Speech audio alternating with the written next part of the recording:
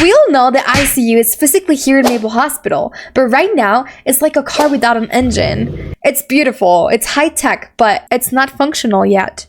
No oxygen mask, no working monitors, no life support system. But here's the thing.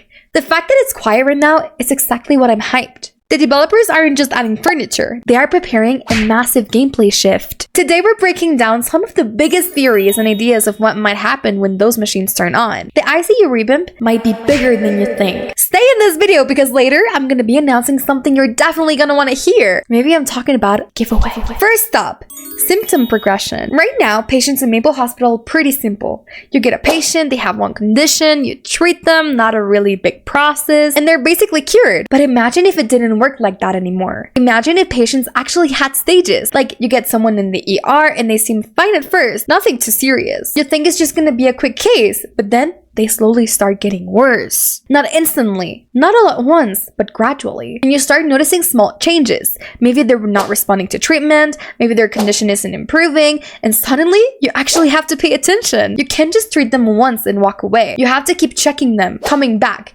making sure they're getting better. And if you don't, if you take too long or you give the wrong treatment, they become critical. And that's when everything changes, because now you have to rush them to the ICU. And it's not just a normal patient anymore. They're unstable. They need constant care. And one mistake can make everything worse. And that completely changes how you play the game, because now it's not just about clicking buttons. It's about monitoring your patient, understanding what's happening over time, reacting quickly, and actually managing a case instead of just finishing it.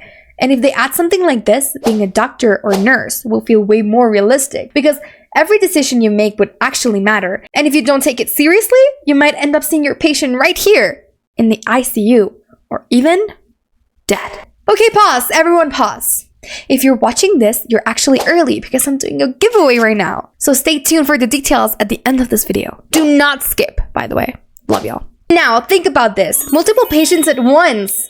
Right now, it's pretty easy. You focus on one person, you treat them, and that's it. But imagine if the ICU update completely changes that, and suddenly you're responsible for 3 or 4 critical patients at the same time.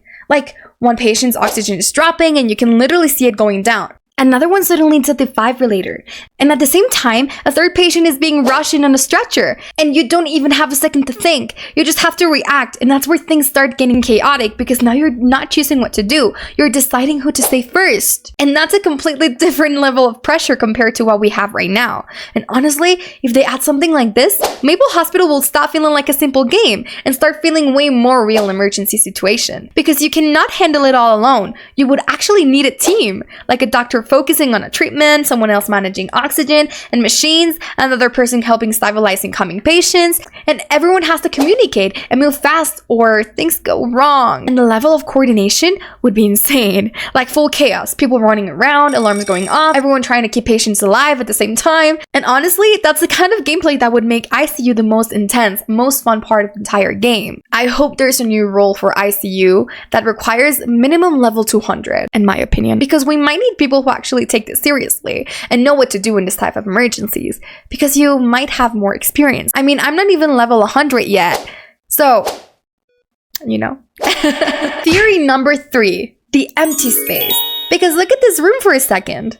There's so much space here, and there's no way it's just for decoration. It actually feels like something is missing. Like this is supposed to be filled with something way more complex. And that's why I think the devs are planning to add full set of interactive equipment.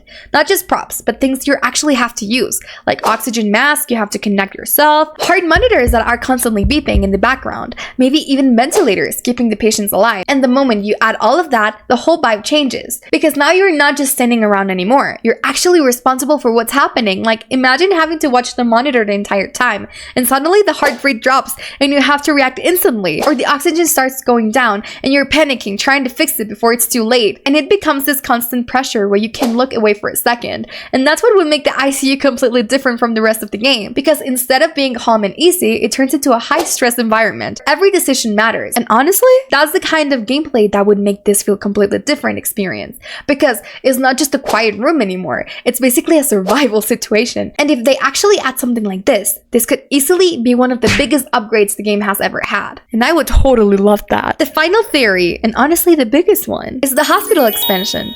Because this isn't just about the ICU anymore. It's about what happens to the entire hospital after this. Like, people have been talking about this for a long time, and it actually makes sense. Because if the ICU becomes this advanced, there's no way the rest of the hospital can stay the same.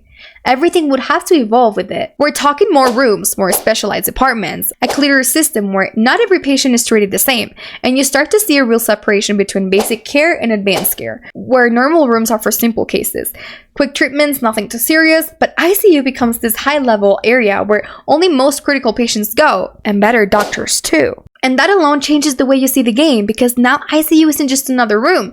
It becomes something important, almost like a goal, like something you work your way up as a player. And that would actually make people keep going on the game. And the moment you step into it, you know the pressure is higher, the gameplay is harder, and everything actually matters more. And if they really go in this direction, it wouldn't just be a small update. It will feel like the game is leveling up completely. Like the hospital is getting more bigger, more detailed, more alive. And honestly, it feels like this could be the start of a whole new era for Maple Hospital, where updates aren't just adding small things anymore, but actually changing how the entire game works. So yeah, the ICU is here. It's quiet for now, but that's just the calm before the storm. I'm so hyped to see which of these theories come true. What do you guys think? Which of these theories do you want to see more? Are you ready for this chaos of multiple patients? Let me know in the comments. And if you want to win a Maple Hospital Game Pass, here's what you have to do.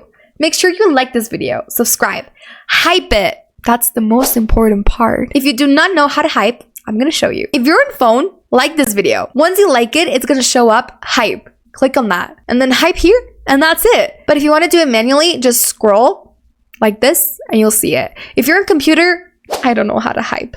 But go on your phone. If you already hyped 3 videos this week, do not worry. You can hype it on Monday. Comment what you'd like to see in the ICU update, and don't forget to include your Roblox username so I can actually pick a winner. Stay tuned for my ICU update video next week, because that's where I'll be announcing the winner. Good luck, everybody. Well, anyways, don't forget to subscribe, like this video, comment, hype it. Guys, please hype this video. You're actually gonna help me a lot. By the way, I just opened my YouTube memberships.